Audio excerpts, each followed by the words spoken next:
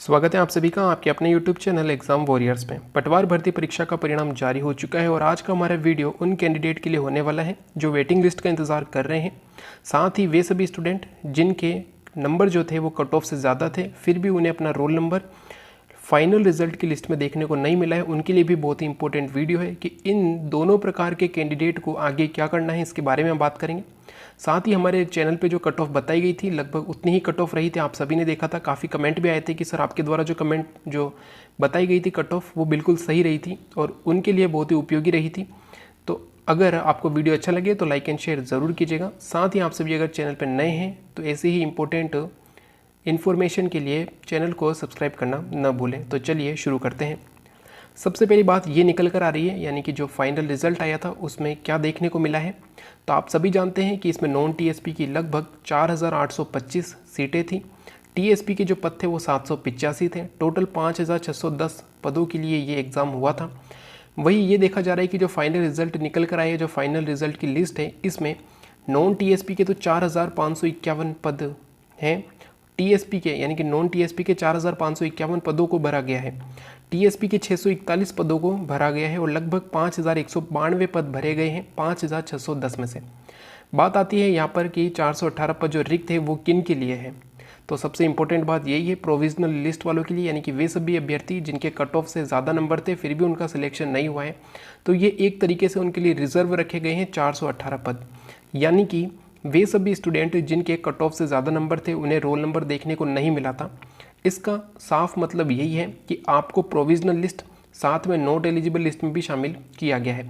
यानी कि आप में से कई कैंडिडेट ऐसे होंगे जो प्रोविजनल लिस्ट में हैं, जिनके भी कट ऑफ से ज़्यादा नंबर है फिर भी उनका नहीं हुआ है। उनमें से अधिकतर वो होंगे जो प्रोविजनल लिस्ट में भी है और कुछ ऐसे होंगे जो कि नॉट एलिजिबल लिस्ट में है। इनकी संख्या लगभग 418 के आसपास है, यानी कि 418 से ज़्यादा है, लेकिन प्रोविजनल में शामिल 418 कैंडिडेट हैं, यानी कि इनके डॉक्यूमेंट में कुछ कमी रह गई है। इतना तो आप भी जानते होंगे कि आपका कौन सा डॉक्यूमेंट कम था, अभ्यर्थी स्वयं जानता है। फिर भी कुछ डाउट है तो प्रोविजनल लिस्ट जल्द आने वाली है। तो आप सभी को सबसे पहले तो क्या करना है, प्रोविजनल लिस्ट का इंतज़ार करना है। वे कैंडिडेट जो ये जानते हैं कि प्रोविजनल लिस्ट में उन्हें किस कारण से शामिल किया गया है, अगर उन्हें इतना पता है तो वो उस डॉक्यूमेंट को तुरंत प्रकार से बनवा ले। यानी कि अगर उन्हें लगता है कि इस वजह से उन्हें प्रोविजनल लिस्ट में डाला गया है तो वो उस डॉक्यूमेंट को बनवा लें, क्योंकि उस समय आपको टाइम बहुत कम मिलेगा। 6 से 7 दिन का समय आपको दिया जा सकता है, उसमें भी कई छुट्टियां आ जाएगी, ठीक है।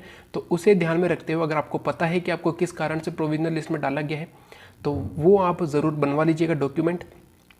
इसमें अधिकतर कैंडिडेट वो हैं जो स्पोर्ट्स कैटेगरी से हैं, अधिकतर स्टूडेंट वो हैं जो स्पोर्ट्स कैटेगरी से हैं, क्योंकि स्पोर्ट्स में ये होता है कि आप कौन से टूर्नामेंट से खेले हैं या फिर आपके पास कौन सा मेडल है, ये सब चीज़ें ध्यान में रखी जाती है। तो अधिकतर स्टूडेंट वो हैं जो स्पोर्ट्स कैटेगरी से हैं।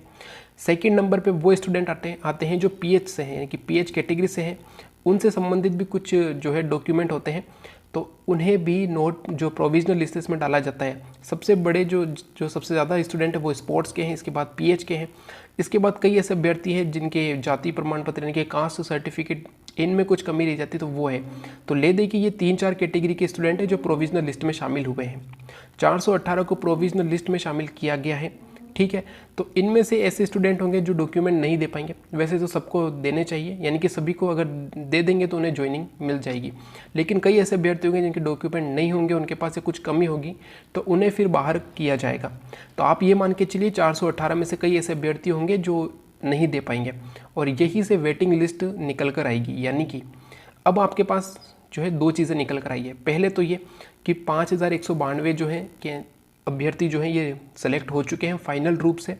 418 बचे हुए, इनमें से भी कुछ सेलेक्ट होंगे, हो सकता है इनमें से 100 या 200 सेलेक्ट हो जाए। तो यहाँ पर कुल मिलाकर लगभग आप मान लीजिए 5300 पद भरे जा चुके हैं। यानी कि 5300 जो पद है ये भरे नहीं जा चुके हैं, बल्कि इनके लिए अभ्यर्थियों को सेलेक्ट कर लिया गया है, लेकिन अभी भी 310 पद खाली रह जाएंगे। तो ये 300 पद जो 10 पद है ये जाएंगे वेटिंग लिस्ट के लिए। साथ ही जो 5300 को फाइनल रूप से सिलेक्ट किया गया है, इनमें से भी कई ऐसे अभ्यर्थी होंगे जो ज्वाइन करने नहीं जाएंगे, ठीक है। इनकी संख्या कितनी भी हो सकती है, सबसे ज़्यादा डिपेंड करता है कि पटवारी का जो भर्ती हुई है इसके साथ में ऐसी कौन कौन सी भर्ती है जो इससे पहले कंप्लीट हो गई है, और ये बहुत बड़ा प्रभाव डालती है। इसके साथ में कई ऐसी जो है कंप्लीट हो चुकी है, जैसे स्टेनोग्राफर हो गया, इसके अलावा रीट लेवल 1 है, ऐसे कई कैंडिडेट होंगे जो वहाँ पर ज्वाइन कर चुके होंगे। तो वो जो है वो भर्ती या आप ये कहें तो वो पद जो है काफ़ी बेहतर होता है। तो इसलिए कई लोग ऐसे होंगे जो यहाँ पर ज्वाइन नहीं करेंगे। तो आप मान लीजिए 310 तो ऐसे हो जाएंगे और इनमें से भी कई निकल कर आएंगे। तो लास्ट में अगर हम यही मान के चलते हैं मैक्सिमम 500 स्टूडेंट आप मान के चलिए जो ज्वाइन नहीं करेंगे या फिर जो प्रोविजनल लिस्ट से निकल कर नॉट एलिजिबल में शामिल हो जाएंगे। तो ऐसे कुल मिलाकर 500 पद रिक्त हो सकते हैं। अब यहाँ पर बात बनेगी कि 500 पद जो रिक्त रह गए हैं यानी कि जिन पर ज्वाइन नहीं किया गया है या जो खाली रह गए हैं प्रोविजनल लिस्ट के कारण, तो अब यहाँ पर वेटिंग लिस्ट वालों को मौका दिया जाएगा। ठीक है, ये डिपेंड करता है कितने पद खाली रह गए हैं। अगर 500 तक पद खाली रह जाते हैं तो चांस ज़्यादा बन जाते हैं कि इतने कट ऑफ वालों को अभी सिलेक्शन हो जाएगा। तो इसके बारे में भी हम बात करेंगे। सबसे पहले जो मैंने आपको बताया कि आपको प्रोविजनल लिस्ट और नॉट एलिजिबल लिस्ट जो कि जल्द जारी होगी इसका इंतज़ार करना है। ठीक है, दूसरी चीज़ निकल कर आती है कि वेटिंग लिस्ट कब तक आ जाएगी। तो अभी तक तो यही देखा गया है कि वेटिंग लिस्ट मिनिमम जो है 5 महीने का समय लग जाता है, यानी कि 5 महीने का समय लग जाता है। वो डिपेंड करता है किस पर, तो ज्वाइनिंग पर, कि इन सभी कैंडिडेट को ज्वाइनिंग कब दी जा रही है। क्योंकि ये वेटिंग लिस्ट तभी निकल कर आएगी जब ज्वाइनिंग दी जाएगी। ज्वाइनिंग देने पर कुछ अभ्यर्थी ज्वाइन नहीं करेंगे, इन्हें कोई लास्ट डेट दी जाएगी कि आपको इस तारीख तक ज्वाइन कर लेना है। वो ज्वाइन नहीं करते हैं तो उसके पश्चात जितनी भी पद खाली रह गए हैं यानी कि ज्वाइन नहीं हुए हैं तो उनकी लिस्ट बनाई जाती है। फिर उनके लिए उन कैंडिडेट की लिस्ट बनाई जाती है। इन सब चीज़ों में जो है कम से कम आप मान के चलिए 5 महीने का समय लग जाता है। ठीक है, तो वेटिंग लिस्ट है, इसमें कम से कम 5 महीने का समय लगेगा। तब तक हो सकता है कि कई अभ्यर्थी जो वेटिंग लिस्ट का इंतजार कर रहे हैं वो दूसरी जगह भी सिलेक्ट हो जाएंगे। तो इस प्रकार ये आगे से आगे बढ़ता रहता है। पहली वेटिंग लिस्ट आएगी, उसमें भी कुछ ज्वाइन नहीं करेंगे, सेकेंड आएगी और लास्ट में जाते जाते थर्ड लिस्ट भी आ जाती है। ठीक है, तो यहाँ पर ये बात थी कि वेटिंग लिस्ट इतनी आ सकती है। अब सबसे बड़ी बात ये है कि कितने कट ऑफ तक वालों का जो है वेटिंग लिस्ट में सिलेक्शन हो जाएगा। काफ़ी कमेंट आए थे कि सर मेरे कट ऑफ से 1 नंबर कम है, पॉइंट में नंबर कम है, तो क्या चांस बनते हैं। तो यहाँ पर सबसे बड़ी बात ये है कि आप जिस कैटेगरी में है उसमें कितने पद हैं। जैसे कि जनरल मेल में लगभग 1200 पद हैं, 1200 के आसपास कुछ पद है। ओबीसी मेल में 600 के आसपास कुछ पद है, यानी कि यहाँ पर ज़्यादा पदों की संख्या है।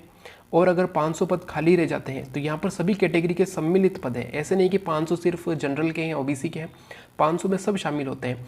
लेकिन इन 500 में आप खुद ही देख लीजिए, इन 500 में ज़्यादातर सीटें किन की होगी, तो जनरल की होगी, ओबीसी की होगी, क्योंकि यहाँ पर पद वैसे भी ज़्यादा है। तो आप ये मान के चलिए जो विडो कैटेगरी है, स्पोर्ट्स है, पीएच कैटेगरी है, अगर ये वेटिंग लिस्ट का इंतजार कर रहे हैं तो यहाँ पर चांस कम बनते हैं कि कट ऑफ यहाँ पर कम हो जाएगी। यहाँ पर मुश्किल से 2 से 3 पद, क्योंकि यहाँ पर पदों की संख्या होती ही कम है, तो यहाँ पर ज्वाइन नहीं करने वाले भी बहुत कम होंगे। तो यहाँ पर 1, 2 या 3, 4 पदों जो है ज्वाइन नहीं करेंगे, तो वहाँ पर मौका मिल जाएगा। तो कट ऑफ ज़्यादा कम जाने के यहाँ पे चांस नहीं बनते हैं। कहाँ पर, तो विडो कैटेगरी, डिवोर्स में, पीएच में और स्पोर्ट्स में यहाँ पर का चांस कम बनते हैं कि यहाँ पर कट ऑफ कम चली जाएगी वेटिंग लिस्ट में। सबसे ज़्यादा जो चांस बनते हैं कम होने के वो है जनरल और ओबीसी कैटेगरी में। जनरल मेल, ओबीसी मेल, इसके अलावा जनरल फीमेल और ओबीसी फीमेल और कुछ जो है ईडब्ल्यूएस में, यहाँ पर थोड़े से कट ऑफ कम जाती है, यानी कि कम होने के पूरे चांस होते हैं। और कितने नंबर तक कम हो सकता है अगर वो मैं आपको बताऊं तो 500 अगर हम मान के चलते हैं 500 पद रिक्त रह जाते हैं, तो यहाँ पर आप मान के चलिए कि इन कैटेगरी में 2 से 3 नंबर तक कम हो सकते हैं। कट ऑफ 2 से 3 नंबर कम हो सकती है। इसके अलावा जो बाकी जो कैटेगरी है वहाँ पर पॉइंट में कुछ कम हो सकते हैं। ठीक है, वहाँ पर पॉइंट में कुछ कम हो सकते हैं। कई कैटेगरी ऐसी होती है जहाँ पर सभी लोग ज्वाइन कर लेते हैं, क्योंकि विडो, डिवोर्स, स्पोर्ट्स और पीएच कैटेगरी ये होती है कि जहाँ पर जब उनकी ज्वाइनिंग होती है तो वो ज़रूर ज्वाइन करते हैं। और आप ये भी मान के चलिए कि आज अगर कोई पटवारी की ज्वाइनिंग मिल जाती है, पटवारी में ज्वाइन कर लेता है, कल को अगर वो वीडियो में भी पास हो जाता है और वो वीडियो में चला जाता है, तो ये जो सीट खाली रह गई है ये बैकलॉग की सीट हो जाती है और इस पर कोई वेटिंग लिस्ट नहीं निकलती है।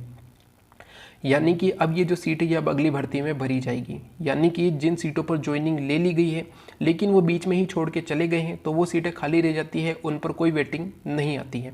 और ऐसा होगा भी, आप देख कर चलिएगा कि पटवार में वीडियो में लगभग बराबर पोस्ट है। कई ऐसे अभ्यर्थी हैं और जितने सेलेक्ट हुए उनमें से भी अधिकतर ऐसे अभ्यर्थी जो वीडियो प्री भी सेलेक्ट मतलब पास कर चुके हैं, वीडियो मेंस का एग्ज़ाम देंगे और वीडियो मेंस में भी वो पास होंगे और उसके बाद वो पटवारी को छोड़ के वीडियो में जाएंगे, तो ये जो पटवारी की सीट है ये खाली रह जाती है। ठीक है, तो एक तरीके से ये नुकसान हो जाता है उन अभ्यर्थियों का जिन्होंने इस बार एग्ज़ाम दिया है, वो कुछ पॉइंटों से रह गए तो उन्हें काफ़ी नुकसान होता है।